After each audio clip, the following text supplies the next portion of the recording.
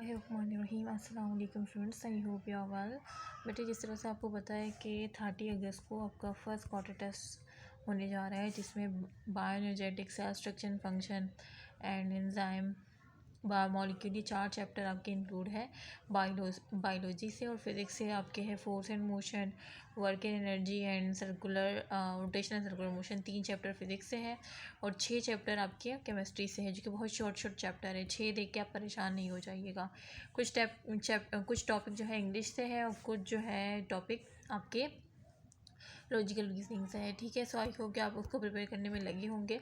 मैं भी अपनी भरपूर कोशिश कर रही हूँ, जबकि मेरे एग्ज़ाम्स चल रहे हैं, लेकिन फिर भी मैं पूरा दिन आप लोग के लिए कोशिश करती रहती हूँ, क्योंकि आप लोग का टाइम काफ़ी कीमती है और क्योंकि आपके सिर्फ 22 दिन रहते हैं, ठीक है, तकरीबन। सो स्टार्ट करते हैं बेटे। पहले मैं आपको PMDC सिलेबस, जिस तरह से मैंने कहा कि जब भी आप कोई भी चैप्टर को प्रिपेयर करना चाहे तो सबसे पहले PMDC सिलेबस को देख लिया करें। अब देखिए, बायोएनर्जेटिक में आपने क्या क्या पढ़ना है। सबसे पहले आपको एरोबिक रेस्पिरेशन का पता होना चाहिए कि भाई अनएरोबिक रेस्पिरेशन और एरोबिक रेस्पिरेशन में क्या डिफरेंस है। रेस्पिरेशन विदाउट ऑक्सीजन, जो एनएरोबिक होता है वो रेस्पिरेशन विदाउट ऑक्सीजन होता है, और जो एरोबिक होता है वो रेस्पिरेशन विद ऑक्सीजन होता है, ठीक है। अच्छा, इलेक्ट्रॉन ट्रांसपोर्ट चेन पूरी आपको पता होनी चाहिए, ठीक है। एंजाइम जो है उसमें glycolysis, glycolytic pathway, aerobic respiration भी कहते हैं, क्योंकि ये in the presence of oxygen हो रही होती है, ठीक है। अच्छा, light dependent, light independent phases direction भी आपको पता होनी चाहिए, क्योंकि किससे भी MCQs बन जाते हैं इसके फेजेस से ना। Oxidative phosphorylation, cyclic and non cyclic phosphorylation, ये भी मैं आपको पढ़ाऊंगी, ठीक है। और मैं आपको जस्ट मतलब दिखाऊंगी कि किस तरह से MCQs आता है, आपने खुद रीड आउट देना है, ठीक है, उसको। अभी इसके बाद मैं आपको दिखाती हूँ फोटोसिंथेसिस। मैंने वो ग्रुप पे भी वो नोट्स शेयर कर दिए हैं, ठीक है। लिंक भी, नोट्स भी डाउनलोड करके शेयर कर दिए, बाकी आप लोग खुद भी देख सकते हैं सर, मतलब वो जो लिंक प्रोवाइड किए हैं, ठीक है, वहाँ से खुद भी डाउनलोड कर सकते हैं। उसके बाद फोटोसिंथेसिस, ठीक है, प्रोडक्शन ऑफ ATP किस तरह से होता है, रोल क्या है लाइट का, वाटर का, कार्बन डाइऑक्साइड का, और कौन से फैक्टर इफेक्ट करते हैं फोटोसिंथेसिस पे, ठीक है। तो ये सारे सब टॉपिक है। लर्निंग ऑब्जेक्टिव इसमें यही है कि आपने फोटोसिंथेसिस में प्रोसेस एक्सप्लेन करना होगा और आपने रोल बताना होगा लाइट का, वाटर का, कार्बन डाइऑक्साइड का, ठीक है, और कौन से फैक्टर्स पे अफेक्ट करते हैं फोटोसिंथेसिस पे। एक्सप्लेन लाइट डिपेंडेंट और इंडिपेंडेंट फेजेस आपने बताने होंगे, डिफ्रेंशिएट करना होगा इलेक्ट्रॉन ट्रांसपोर्ट चेन को, फोस्फोराइलेशन को, glycolysis and aerobic and anaerobic respiration को, ठीक है, इन सारे प्रोसेस को, क्योंकि ऑलरेडी मैंने ऊपर आपको सब टॉपिक में बता दिया, ठीक है। ये उसी सब टॉपिक के मतलब जब आप सब टॉपिक देखते हैं तो आपको समझ नहीं आता कि इसमें से किस तरह से पूछा जाएगा, तो वो लर्निंग ऑब्जेक्टिव आप देख सकते हैं, ठीक है। तो अब स्टार्ट करते हैं, अपने नोट्स की तरफ जाते हैं, और ये सारे टॉपिक मैं आपको वहाँ से जस्ट मैं आपको दिखाऊंगी, आपने खुद रीड आउट करना है।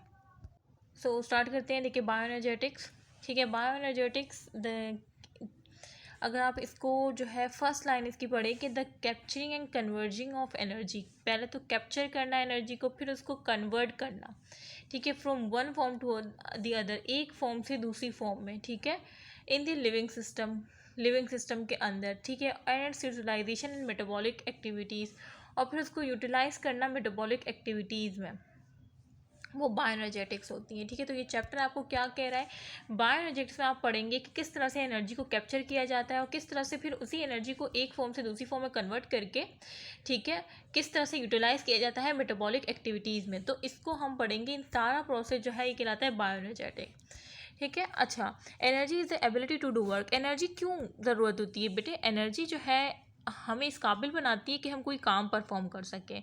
वर्क फॉर अ सेल, कोई जब सेल जो है कोई भी काम करना चाहेगा तो उसको क्या करना पड़ेगा, ATP यूज़ करना पड़ेगा, ठीक है। ATP क्या है, एनर्जी करेंसी है, ठीक है, टू प्रोवाइड द एनर्जी, जो कि प्रोवाइड करेगा एनर्जी, ठीक है। अच्छा, biological energy transformation always obey the law of thermodynamic. अब जो बायोलॉजिकल एनर्जी ट्रांसफॉर्मेशन है, एक फॉर्म से दूसरी फॉर्म में जो एनर्जी ट्रांसफॉर्म होती है, तो ये कौन सी लॉ को फॉलो करती है, तो बेटे ये लॉ ऑफ थर्मोडाइनमिक्स को फॉलो करती है, ठीक है। एक तो ये बात हो गई। सारे देखिए जो MCQs पॉइंट है ना, उसको हाईलाइट करके यहाँ पे दिखाया हुआ है, तो परेशान होने की तो बिल्कुल भी ज़रूरत है ही नहीं। 0.5 मिलियन स्पीशीज़ डू फोटोसिंथेसिस। अब ये भी आ सकता है कि भाई कितनी स्पीशीज़ जो है वो फोटोसिंथेसिस परफॉर्म करती हैं, तो 0.5 मिलियन है, ठीक है। अच्छा, उसके बाद है कि the support themselves and all other living heterotroph species. एक तो ये खुद को सपोर्ट करते हैं, दूसरी तरफ ये दूसरे जो हेटरोट्रॉफिक स्पीशीज़ है उनको भी सपोर्ट करते हैं। तो ये तो इंट्रोडक्शन था बायोएनर्जेटिक का।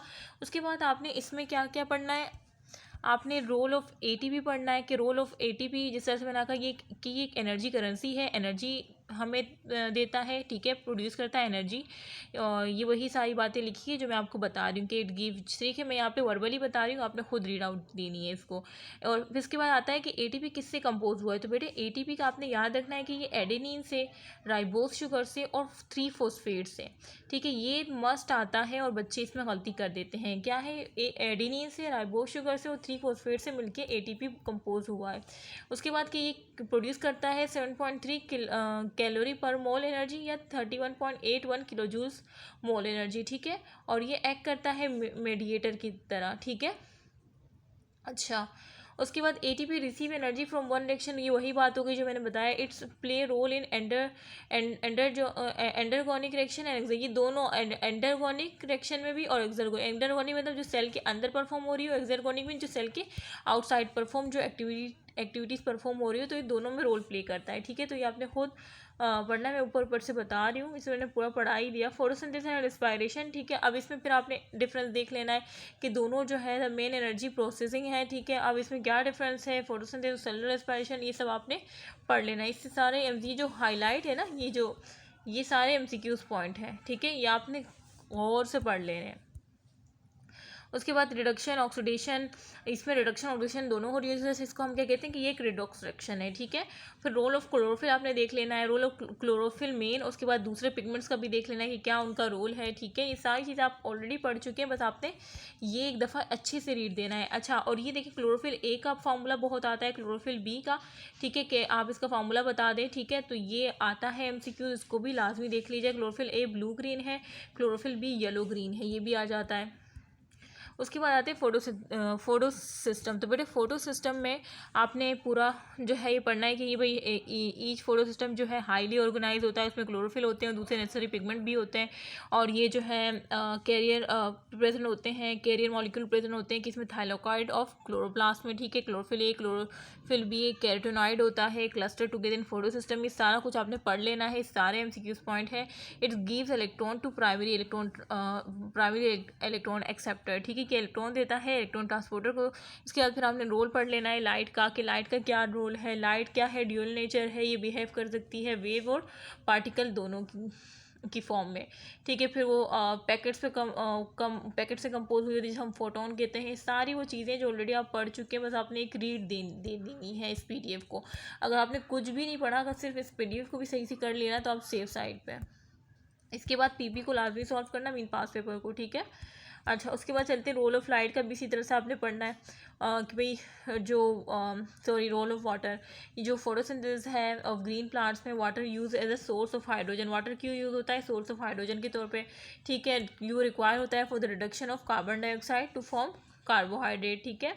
It is process water is oxidise, इस वजह से वाटर क्या हो जाता है, ऑक्सीडाइज हो जाता है, क्योंकि वो हाइड्रोजन को निकाल लेता है, ठीक है, क्योंकि वो सोर्स ऑफ हाइड्रोजन यूज़ होता है ना। हाइड्रोजन जब निकलेगा तो क्या होगा, वाटर ऑक्सीडाइज हो जाएगा। तो ये आता है कि वाटर ऑक्सीडाइज हो रहा है या रिड्यूस हो रहा है, ठीक है। तो ये सारी चीज़ें आप इसको पढ़ लेंगे तो हो जाए, तो आप कवर कर लेंगे। रोल ऑफ कार्बन डाइऑक्साइड देखेंगे, diffusion of carbon dioxide take place किसके थ्रू होती है, स्टोमेटा के थ्रू होती है। कार्बन डाइऑक्साइड जो है प्रोवाइड करती है कार्बन, ये सब देख लेना है बेसिक्स। ये सारी वो बातें जो कि ऑलरेडी आपको पता है, बस एक दफ़ा रीड दे देनी है। मैंने ये पीडीएफ ग्रुप पे शेयर कर दी है, मैंने ग्रुप पे शेयर कर दिए हैं। वैसे मैंने तो ये जस्ट रजिस्टर्ड स्टूडेंट के साथ शेयर करना था, लेकिन मैंने सबके साथ शेयर कर दिया है। मैं चाहती हूँ कि सबकी ही सिलेक्शन हो जाए, और मैं आपसे बार बार कह रही हूँ कि बेटे इनरोलमेंट लाजमी करवाएं सेशन में, क्योंकि ये सेशन आप लोग के लिए, भले आप लोग फ़ीस भी अफोर्ड ना कर पाए, आप लाजमी इस सेशन में किसी भी तरीके से इनरोल हो, आप एटलीस्ट रब्ता तो करें हमसे, ठीक है। उसके बाद रोल ऑफ फोटोसिंथेसिस देखें कि फ़ोटो क्या होता है। Light synthesis mean to build up, के भाई सिंथेसिस लाइट की मदद से आप फूड को मतलब प्लांट जो है फूड को सिंथेसाइज कर रहे हैं। ये एक बायोकेमिकल एनाबॉलिक प्रोसेस है, ठीक है, ये तो आपको पता ही है। और इसमें क्या यूज़ होता है, carbon dioxide, water and using light, ठीक है। कार्बोहाइड्रेट, और इसमें 2 रिएक्शन होते हैं, एक लाइट रिएक्शन होता है, एक डार्क रिएक्शन होता है। अब लाइट और डार्क रिएक्शन की डिटेल्स आपने पढ़ लेनी है यहाँ से, ये सारे एमसीक्यूज पॉइंट है। क्लोरोफिल मॉलिक्यूल फोटो सिस्टम में, फोटो सिस्टम 1 होता है, फोटो सिस्टम 2 होता है, ये सारे एमसीक्यूज पॉइंट है, ठीक है।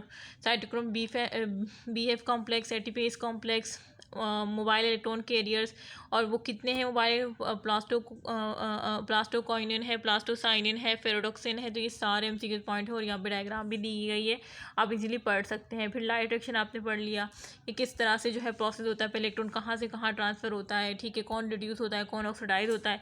उसके बाद फिर फॉर्मेशन ऑफ ATP आपने देख लेना कि भाई ATP किस तरह से फॉर्म होता है। ये सारा PMD सिलेबस का यहाँ A to Z मेंशन है। उसके बाद इवेंट्स देख लेने हैं, लाइट रिएक्शन के ये आते हैं इवेंट्स, वो आपको जो है ना ऑप्शन देते हैं, आप कहते हैं कि इसके बाद कौन सा इवेंट होगा। तो ये सीक्वेंस आपने लाजमी देख लेनी है कि किसके बाद कौन सा, फिर फोटोलाइसिस ऑफ वाटर होगी, उसके बाद इलेक्ट्रॉन ट्रांसपोर्ट या फोटो सिस्टम 2 फोटो सिस्टम 1 जाएगा, फिर सिंथेसिस ऑफ ATP होगी बाय फोटो फोस्फोराइलेशन, फिर रिडक्शन होगा NADP पॉजिटिव से NADP H+H, ठीक है। तो ये सारे स्टेप आपको 1 by 1 सीक्वेंस वाइज पता होने चाहिए। केल्विन साइकिल देख लें, ठीक है, और ये सारा जो है फर्मेंटेशन देख लीजिएगा, एक दफ़ा पढ़ लीजिएगा। ग्लाइकोलाइसिस ज़रूर पढ़नी है आपने, ठीक है। ग्लाइकोलाइसिस आपने, ये क्या है, ग्लाइकोलाइसिस है क्या, शुगर स्प्लिटिंग है, ठीक है। It occur in the cytoplasm, ये कहाँ होता है, साइटोप्लाज्म में होता है। कितनी एनर्जी प्रोड्यूस होती है, कितनी एनर्जी यूज़ होती है, कितने ATP यूज़ होते हैं, कितने ATP प्रोड्यूस होते हैं, कितने NADP प्रोड्यूस करता है। तो ये सब कुछ जो है आपको पता होना चाहिए। अच्छा, और ये सिर्फ मतलब जो पायरुवेट ऑक्सीडेशन किस तरह से होती है, फिर वो किस तरह से क्रेब्स साइकिल, क्योंकि ग्लाइकोलाइसिस का एंड प्रोडक्ट पायरुवेट होता है, फिर वो पायरुवेट की ऑक्सीडेशन होती है, फिर देन वो क्रेब्स साइकिल में जाता है, ठीक है। तो वो फिर क्रेब्स साइकिल में किस तरह से होते हैं, वहाँ के क्या एंजाइम और कौन से स्टेप इन्वॉल्व हो रहे होते हैं, सारा कुछ आपने पढ़ लेना है, ठीक है। इलेक्ट्रॉन ट्रांसपोर्ट, क्योंकि बेटे ये सारी वो चीज़ें जो कि आप पढ़ चुके हैं, बस आपने एक रीड दे देनी है। अब अगर मैं इसको रीड आउट देने बैठूँगी ना तो फिर तो बहुत लेंदी हो जाएगा, ठीक है। और आपको पता है कि मुझे आपको गाइडलाइन देनी है, मुझे आपको रास्ता दिखाना है, मैं आपको रास्ता दिखाऊंगी, चलना आपने खुद है। आप रीडिंग कर सकते हैं, आपने ये सारी चीज़ें पढ़ी हुई है, बस रीड करें, PP सॉल्व करें, बस, और कुछ भी नहीं करना आपने एक्स्ट्रा। इलेक्ट्रॉन ट्रांसपोर्ट देख लिए। अच्छा, मैं बार बार कह रही हूँ कि सिंध वाले जो है ना, जो सिंध वाले स्टूडेंट है वो गूगल पे लिखे मेरिटोरियस, उनके पास PDF फाइल आ जाएगी, ठीक है, मतलब PDF आ जाएगी चैप्टर वाइज। और बाकी जो पंजाब वाले हैं वो तो किप्स की भी फॉलो कर सकते हैं, टॉपिक वाइज पास पेपर मेंशन है। बाकी जो है मैंने एक बुक सेंड की थी, नाम तो नहीं याद, लेकिन मैंने ग्रुप पे सेंड की थी, जिसमें FMDC नम्स और UHS तीनों के पास पेपर टॉपिक वाइज मेंशन है, तो वो भी काफ़ी बेस्ट है। वो मैं पूरे पाकिस्तान के स्टूडेंट्स के लिए प्रेफर करूँगी। बेटे आप लोग देखिए, ये ना देखें कि पंजाब की है, आप ये कर देखें कि भाई अगर कोई ऐसा MCQ आता है ना जो हमारी प्रोविंस से नहीं है तो हम उसको स्किप करके आगे बढ़ेंगे, लेकिन बहुत अच्छे तरीके से उस बुक में मेंशन है, तो बेटे वो कर लीजिएगा। बेटे पास पेपर बहुत ज़्यादा रिपीट होते हैं, ठीक है। सो मैं यहाँ पे एंड करती हूँ। आई होप कि आपको समझ आ गया हो। इंशाल्लाह नेक्स्ट जो है मैं आपको बायोलॉजिकल मॉलिक्यूल का सेम इसी तरह से बताऊंगी, ठीक है। आपने क्या करना है, देखिए मैंने कुछ भी नहीं किया, मैंने आपको लिंक प्रोवाइड किया था, आपने लिंक पे गए, आपने ये PDF डाउनलोड कर ली, और डाउनलोड करके भी मैंने सेंड कर दी ग्रुप पर। तो ये जब आपके पास बायोएनर्जेटिक की PDF डाउनलोड हो गई ना, अब आपने PMD सिलेबस सामने रखा, ठीक है। PMD सिलेबस आपका सामने रखा हुआ है और ये PDF आपके सामने रखी है। आप PMD सिलेबस को टॉपिक देख रहे पढ़ रहे, कितना 30 मिनट लगेंगे आपको, जस्ट 30 मिनट। अगर पूरे होशो हवास के साथ आप पूरा माइंड यहाँ लगा दें, क्योंकि कुछ बच्चे होते हैं कि देख तो नीचे रहे होते हैं लेकिन उसका दिमाग जो है ना कहीं और चल रहा होता है, किसी का किचन में होता है, किसी का ड्रामे में होता है, किसी फ्रेंड की जो है बातों में होता है कि वो क्या कह रही थी, ये कर रही थी। तो इस तरह से जब आपका दिमाग जो इधर उधर बिखरा होता है ना, फिर आपको ज़्यादा टाइम लगता है। फिर वो जो 30 मिनट की रीडिंग होती है ना, उस पर आपको 2 घंटे लगते हैं। ये बात याद रखिएगा, अगर आपका माइंड सेट नहीं है पढ़ने को तो आपको ज़्यादा टाइम लगेगा, ठीक है। अपना माइंड बिल्कुल क्लियर करें, वहाँ क्या हो रहा है, किसने क्या कहा, ये चीज़ों से आपका कोई लेना देना नहीं है, आप बस इस पर फोकस करें जो आप कर रहे हैं, ठीक है। तो आपका 30 मिनट में ये PDF फाइल हो जाएगी PMD सिलेबस को सामने रख के, और उसके बाद फिर आपने PP सॉल्व कर लेने चैप्टर वाइज, ठीक है। वो आप पे डिपेंड करते हैं कि आप सिंध वाले तो आप मेरिटोरियस की PDF चैप्टर वाइज कर लें, या जो भी आपके पास है, ठीक है। पंजाब वाले अपने करें, जो मैंने मेंशन की है उनके लिए, KPK वाले इस तरह से जो है सब PP लास्ट में सॉल्व करें, और बस आप फिर सेफ साइड पे। सो यहाँ मैं एंड करती हूँ। इंशाल्लाह नेक्स्ट जो है मैं आपको बायोलॉजिकल मॉलिक्यूल का बताऊँगी, और सेल स्ट्रक्चर एंड फंक्शन का तो काफ़ी मैंने बता भी दिया है, उसको भी ऊपर से बता देंगे। और एंजाइम का जो है, देखिए एंजाइम में कुछ भी नहीं है, वो भी मैं बता दूँगी इंशाल्लाह। सो यहाँ पे मैं एंड करती हूँ। इंशाल्लाह नेक्स्ट लेक्चर में मिलेंगे, और मुझे अपनी दुआ में खास कर याद रखिएगा बेटे, क्वार्टर टेस्ट सेशन में लाजमी इनरोल करवाएं। क्वार्टर टेस्ट सेशन के साथ मैं आपको मॉक सेशन भी दे रही हूँ, बिल्कुल जस्ट इन 2000, सिर्फ 2000 में आपको क्वार्टर और मॉक। कौन देता है, कोई भी नहीं देता, ठीक है। लेकिन मैं आपको दे रही हूँ क्योंकि मेरा काम जो है आप लोग की सिलेक्शन करवाना है। तो बेटे मॉक और क्वार्टर ये दोनों 2000 के मैं दे रही हूँ। पता है इससे आपका डर और खौफ भी निकल जाएगा। ठीक है, 4 क्वार्टर टेस्ट है और मॉक भी आपके कितने हैं 4 है। तो इससे पूरे 8 जब आप 200 MCQs का टेस्ट देंगे ना तो इससे आपका डरो खौफ निकल जाएगा। तो इस वजह से मैं कह रही हूँ कि बेटे लाजमी इनरोलमेंट करवा लें।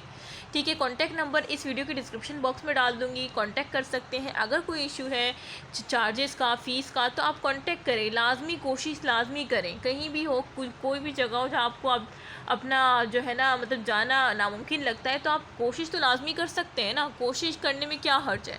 ठीक है बेटे, मैं यहाँ पर एंड करती हूँ। मुझे अपनी दुआ में ख़ास कर याद रखिएगा। ओके, अल्लाह हाफ़िज़।